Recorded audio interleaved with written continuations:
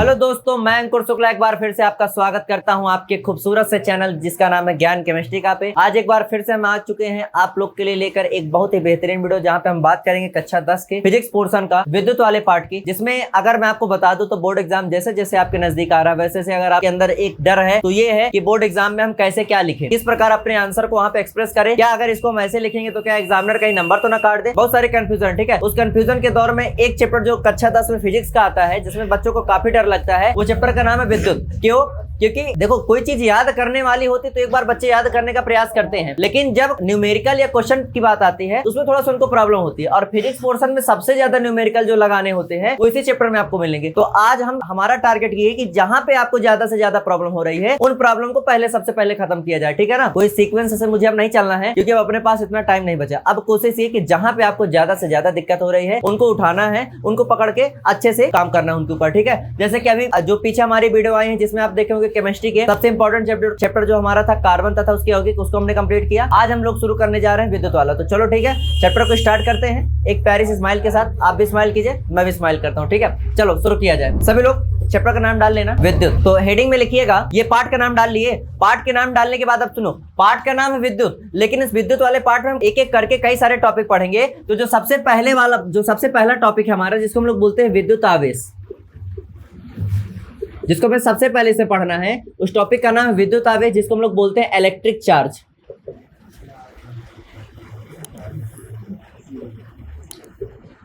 इसको शुरू करने से पहले थोड़ा सा इसमें और भी कुछ जान लो।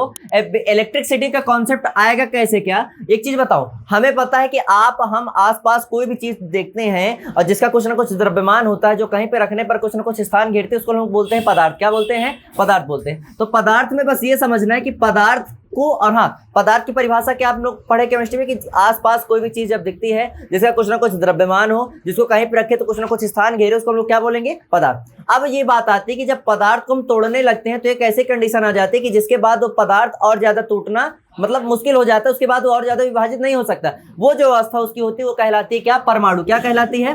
परमाणु। और परमाणु के 3 स्थायी कण होते हैं। कौन से 3 स्थायी कण होते हैं? इलेक्ट्रॉन, प्रोटॉन और न्यूट्रॉन। अब एक चीज और सुन लो, आपको कुछ भी दिख रहा है आसपास, सब में क्या उपस्थित है? इलेक्ट्रॉन। क्या उपस्थित है? इलेक्ट्रॉन। अब मेन मैटर ये आता है कि भाई इलेक्ट्रॉन अगर हमारे अंदर है, तुम्हारे अंदर, ये मार्कर के अंदर है, एक लोहा आप ले लो, लोहे के क्षण में है, मतलब जहां आप देखोगे वहां पे इलेक्ट्रॉन उपस्थित है। तो आप यहाँ पे ये केस क्यों बता रहे हैं? तो इसके पीछे का केस मैं इसलिए बता रहा हूँ कि जहां पे इलेक्ट्रॉन उपस्थित है, अगर वहां के इलेक्ट्रॉन मुक्त हो जाएंगे, जहां पे इलेक्ट्रॉन उपस्थित है, अगर वहां के इलेक्ट्रॉन मुक्त हो जाएंगे तो उसमें हमारा किसका चालन होने लगेगा? विद्युत का चालन होने लगेगा। क्या होने लगेगा? विद्युत का चालन। अभी आपको याद होगा मेरी पिछली वीडियो में मैंने आपको बताया था डायमंड और मतलब हीरा और ग्रेफाइट के बारे में। आपको पता था ना कि कार्बन के दोनों अपर रूप थे, हीरा और ग्रेफाइट। तो इन दोनों को भी विद्युत का चालन नहीं करना चाहिए था, लेकिन ग्रेफाइट के अंदर क्या थे? मुक्त इलेक्ट्रॉन, इसलिए ग्रेफाइट क्या करता था? विद्युत का चालन। तो जहां जहां विद्युत की बात होगी वहां वहां क्या उपस्थित होगा? मुक्त इलेक्ट्रॉन। देखो एक चीज बताएं, हमारे बेस में क्या होता है कि अभी हम लोग प्रैक्टिकली कोई चीज नहीं कर रहे हैं। अभी हम लोग कोई प्रैक्टिकली नहीं कर रहे हैं। हमारे में ये कि अभी हम थ्योरी पढ़ रहे हैं, जो हमें कॉन्सेप्ट पढ़ा दिया जाता है, जो हमें समझा दिया जाता है, उस बेस पे हम अपना काम करते हैं, ठीक है। जब आप प्रैक्टिकली करोगे तो उस प्रकार के आपके पास इंस्ट्रूमेंट होंगे, सारी चीजें होगी। यहाँ पे ये है कि हमने आपको बता दिया कि जो भी अधातु होंगे वो विद्युत का चालन नहीं करेंगे। अधातु क्या होता है ये भी हमने आपको बता दिया, ठीक है ना। अब बस यहाँ आपको ये समझना है, आपको डायरेक्ट लिख देना है। जैसे कि मान लो लोहा है, लोहा क्या है? आयरन। आयरन एक प्रकार का क्या है? धातु। और धातु है तो धातु में क्या होंगे? इलेक्ट्रॉन। और धातु के इलेक्ट्रॉन हमारे कैसे होते हैं? मुक्त होते हैं, इसलिए उसके अंदर हमारा क्या होता है? विद्युत का चालन होता है, ठीक है। तो विद्युत वाले पार्ट में सबसे मेन आपको क्या ध्यान देना है? Free electron. क्या? मुक्त इलेक्ट्रॉन को हम लोग क्या बोलते हैं? Free electron. फ्री मतलब स्वतंत्र है भैया। जब स्वतंत्र है तो स्वतंत्र का मतलब ये कि कहीं भी आ जा घूम सकते हैं। तो सबसे पहला टॉपिक हमें यहाँ पे कौन सा पढ़ना है आज? विद्युत आवेश। हेडिंग बना लिए होगे, इसमें लिखिएगा, जब किसी पदार्थ में उपस्थित इलेक्ट्रॉनों की संख्या में कमी या वृद्धि हो जाती है तो उस पदार्थ में एक विशेष प्रकार का गुण उत्पन्न हो जाता है, जिसके कारण उसमें विद्युत तथा चुंबकीय प्रभाव उत्पन्न हो जाता है। पदार्थ का यह गुण उत्पन्न हो जाता है। पदार्थ का यह गुण विद्युत आवेश कहलाता है। एकदम ध्यान से यहाँ देखिएगा, ठीक है, सीधे बैठ के चेतन। देखो विद्युत आवेश का मतलब क्या होता है कि कोई भी पदार्थ हमने लिया, इस पदार्थ में या तो इलेक्ट्रॉन की वृद्धि हो या तो इलेक्ट्रॉन की क्या हो? कमी। मेरी बात ध्यान समझना, कोई भी पदार्थ है, उस पदार्थ में अगर इलेक्ट्रॉन की वृद्धि या कमी के कारण उसमें 2 गुण उत्पन्न हो जाए। कौन से? एक है हमारा विद्युतीय और दूसरा है हमारा चुंबकीय। कोई भी पदार्थ है, अगर उस पदार्थ में हमारे इलेक्ट्रॉन की कमी या वृद्धि के कारण इन दोनों में से या तो ये दोनों या तो इन दोनों में से कोई एक गुण उत्पन्न हो जाए तो हम डायरेक्ट क्या बोल देंगे, उसके अंदर हमारा क्या उपस्थित है, आवेश उपस्थित है। अच्छा मुझे बताओ, ये हमारा क्या है, मार्कर। मार्कर को अगर आप किसी के पास लेके जाओगे तो क्या मार्कर किसी को खींचेगा? नहीं। तो क्या मार्कर के अंदर चुंबकीय गुण है? नहीं। अगर मार्कर को तुम किसी विद्युत वाले उपकरण के पास लेके जाओगे, क्या मार्कर में तुम चार्जर की पिन लगाओगे तो क्या फोन चार्ज होने लगेगा? नहीं। तो इसमें कौन सा गुण नहीं है? विद्युतीय गुण भी नहीं, ना विद्युतीय है ना चुंबकीय, तो क्या मार्कर के अंदर आवेश होगा? नहीं होगा। आवेश का आपको अगर समझना हो तो आवेश का साफ साफ मतलब ये कि कोई भी पदार्थ हो, अगर उस पदार्थ के अंदर विद्युतीय या चुंबकीय मतलब दोनों में से कोई एक या दोनों का दोनों उपस्थित हो। जैसे लोहा, लोहे को तुम विद्युत उपकरण के पास लेके जाओगे, उसमें लोहे में क्या होगा, विद्युत का चालन होने लगेगा कि नहीं होने लगेगा? लोहे को आप किसी चुंबक के पास या किसी उपकरण के पास लेके जाओगे तो चुंबक लोहे को खींच लेगा कि नहीं खींच लेगा? तो इसका मतलब लोहे के अंदर हमारा क्या उपस्थित है, आवेश। ठीक है ना। आप जब एक काम करते हो, जब आप इसी मार्कर को लेकर, अब बात ये आती है कि सर अगर मुझे इस मार्कर में ही आवेश को लाना हो तो मुझे क्या करना पड़ेगा? तो हम इस मार्कर को पकड़ के अपने सर में क्या करते हैं, रब करते हैं। आप लोग कभी किए ना, पटरी को लेकर रब करते हो और लेने के बाद फिर जब कागज के छोटे छोटे टुकड़ों के पास लेके जाते हो तो इसे क्या करते हैं, जब हम इसको रब करते हैं तो इसमें इलेक्ट्रॉन, जैसे आपको पता है कि इलेक्ट्रॉन इसमें उपस्थित होंगे। क्यों उपस्थित होंगे? क्योंकि ये क्या है, पदार्थ है, और हमें पता है कि कोई भी पदार्थ हो उसमें इलेक्ट्रॉन उपस्थित होते हैं। जैसे ही मैंने रब किया तो मेरे बाल में जो लगा है, मान लो मैंने कहा तेल लगा है, तो बाल के तेल और इसके बीच के इलेक्ट्रॉन के बीच में क्या हुआ, घर्षण हुआ। घर्षण होने के कारण इलेक्ट्रॉन आगे पीछे आए, कुछ इलेक्ट्रॉनों की वृद्धि हुई, कुछ की क्या हुई, कमी। भाई या तो इसमें से इलेक्ट्रॉन इसमें गए या तो इसमें से इलेक्ट्रॉन इसमें गए। कुछ इलेक्ट्रॉन मुक्त अवस्था में गए कि नहीं गए, और जैसे मुक्त अवस्था में गए इसके अंदर कौन सा गुण आ गया, चुंबकीय गुण आ गया, इसलिए इसके अंदर भी हमारे क्या हो गए, ये भी क्या हो गई, आवेशित हो गई। क्या हो गई, आवेशित। ये है आवेश। समझ में आया आवेश? आवेश का मतलब यह है कि कोई भी पदार्थ हो, अगर उसके अंदर चुंबकीय या विद्युतीय गुण उत्पन्न हो रहा है तो सीधे सीधे हम क्या बोल देंगे, इस पदार्थ के अंदर आवेश है। और आवेशित करने के लिए हमें क्या करना पड़ेगा? अब एक चीज बताऊं, जरूरी नहीं कि हम यही तरीका अपना सकते हैं, और भी कई सारे तरीके हैं। अब ये कि कहते हैं ना कि लेटेस्ट वर्जन मोर अपडेटेड, एक पढ़े होगे, लेटेस्ट वर्जन मोर अपडेटेड। जितना ज्यादा लेटेस्ट वर्जन होगा उतना ज्यादा अपडेट आपको मिलेगा। आप देखते हो ना कि हर दिन व्हाट्सअप का, फ्री फायर का, पबजी का अपडेट आता रहता है। जैसे जैसे आप उसको अपडेट करते हो, एक वर्जन जो निकल के आता है वो और लेटेस्ट होता चला जाता है, मतलब और अच्छी चीजें उसमें देखने को मिलती है ना। बस यहाँ पे भी यही है कि आप कक्षा 10 में हो तो अभी आपको ये वाला वर्जन बताया जा रहा है इसको रब करने का। जब आप 11-12 में फिजिक्स अलग से एक पढ़ोगे, जब आप बीएससी वगैरह करोगे तो बीएससी में आप देखोगे कि वहां जब फिजिक्स एक प्रैक्टिकल के रूप में आपको पढ़ाई जाएगी तो आपको वहां हर चीज सामने दिखेगी।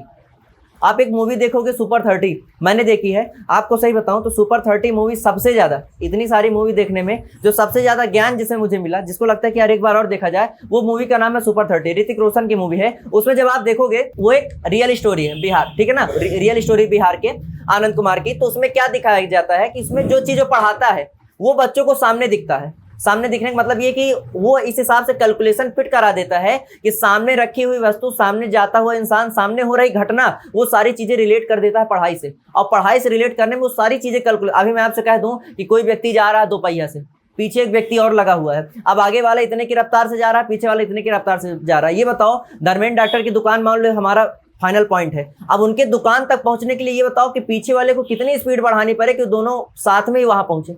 अब ये सारी चीजें वहां पे एकदम फेल करा के बताया।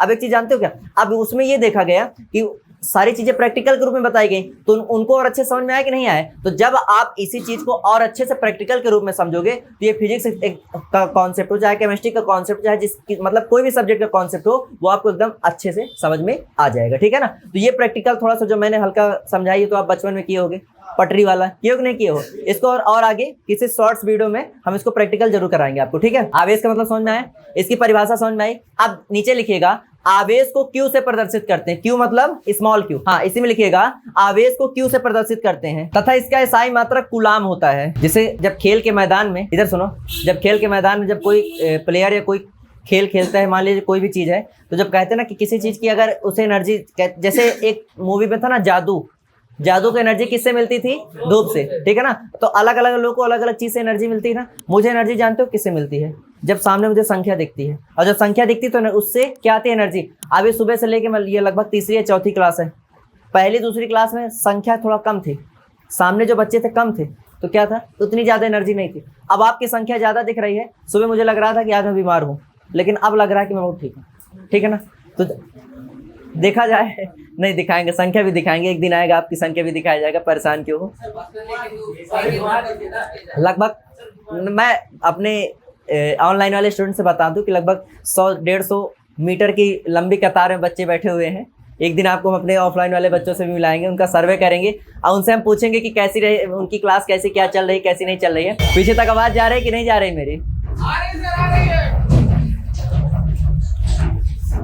तो चलो इसके बाद इसका एसआई मात्रा कुलाम होता है, लिख गया, लेकिन हाँ नीचे Q इज इक्वल टू, यानी इसका फार्मूला क्या होता है, Q इज इक्वल टू, यानी जहां पर ये जो n है ना, n का मतलब होता है इलेक्ट्रॉनों की संख्या, क्या होता है, और E का मतलब होता है, E का मतलब होता है इलेक्ट्रॉनों पर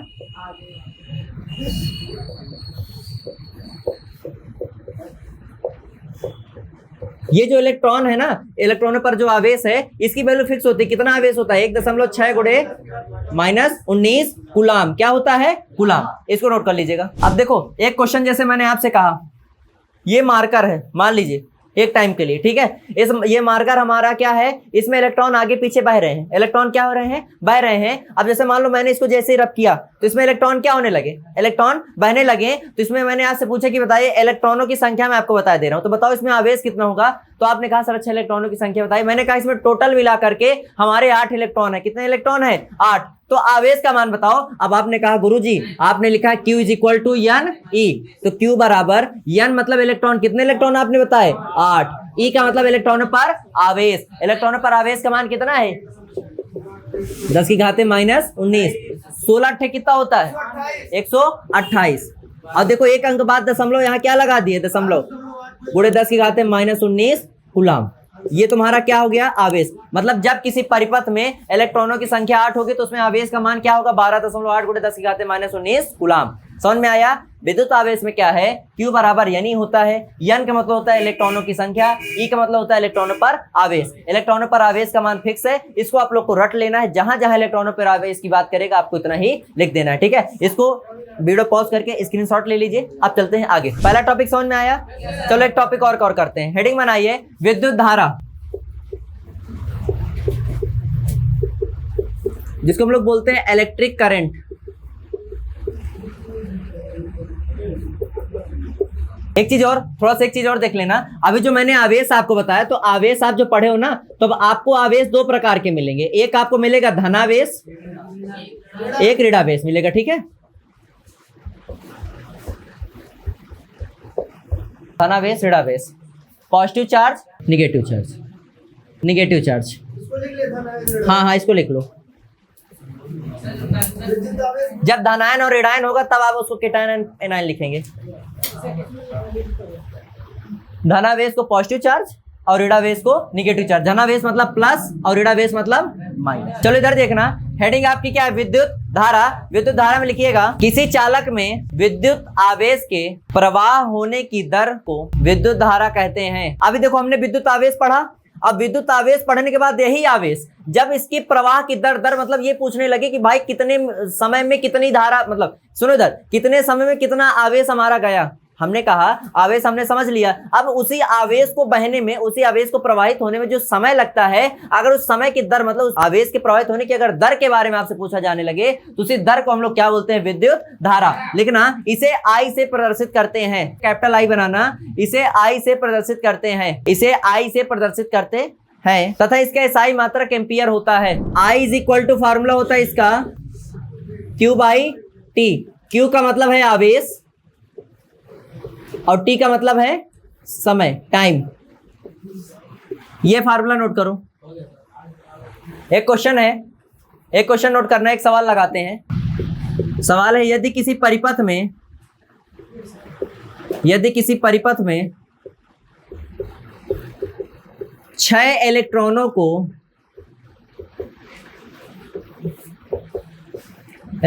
को प्रवाहित होने में 2 सेकंड का समय लगता है, तो धारा का मान ज्ञात कीजिए। अब देखो डायरेक्ट नहीं रखना, सवाल को पहले ध्यान से पढ़ो, सवाल में लिखा क्या चीज है, निकालना क्या है, कैसे क्या करना है। निकालना पहली बात क्या है, धारा का मान। अब धारा को किससे प्रदर्शित करते हो, आई से। आई बराबर सूत्र क्या है, क्यू बटे टी। क्यू का मतलब क्या होता है, आवेश। लेकिन यहाँ कहीं आवेश दिया क्या, नहीं भैया, ये 6 इलेक्ट्रॉन है, ये आवेश नहीं है। तो मैंने कहा एक काम करो, क्यू बराबर एक सूत्र होता है, यानी क्या होता है, नीचे क्या लिखा है, टी। एन मतलब इलेक्ट्रॉन, कितने इलेक्ट्रॉन दिए गए हैं, 6 गुणे ई की वैल्यू फिक्स है हर जगह, कितना 1.6 गुणे माइनस, ठीक है। और नीचे टी, टी मतलब समय, कितना समय लग रहा है, 2 सेकेंड। 2 एक कम 2, 2 त्यावा 6, 16 तिया 4.8 गुणे 10 की घात -19। अब इसका मात्रा क्या होता है, एम्पियर। ये तुम्हारा हो गया विद्युत धारा, नोट कर लीजिए। एक बार फिर से समझो, हमने कहा विद्युत आवेश नहीं दिया था, हमें इलेक्ट्रॉन दिया था, तो क्यू की जगह में फार्मूला क्या लिख दिए, यानी लिख दिए।